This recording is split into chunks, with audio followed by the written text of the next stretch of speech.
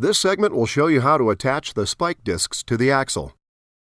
First, take the spike discs part 3 and place them on a flat surface so the side with the indentation is facing up. Carefully press or hammer a flanged bearing part H into each of the 9 spike discs into the hole in the middle with the indentation. Now take the axle part 4. Take the end of the axle without the spring pin and insert it into one of the end plates from the outside and push the axle all the way through until you reach the flanged bearing that you put on the axle. The other end of the axle will be left free.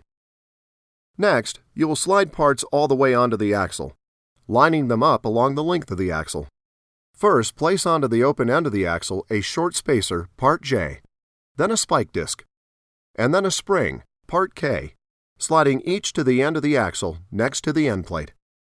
Now, place another spike disc, then a long spacer, part I, and then continue alternating spike discs and long spacers to place 6 more of the spike discs and 5 of the long spacers onto the axle.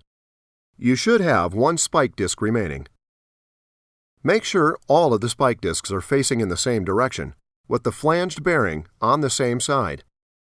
Last, assemble the second spring, then the last spike disc, and then the second short spacer onto the end of the axle.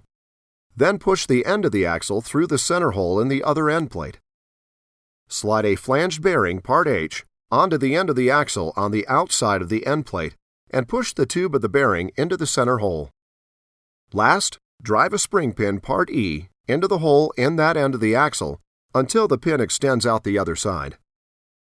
The spring pins secure the axle in the frame and should also prevent the axle from rotating.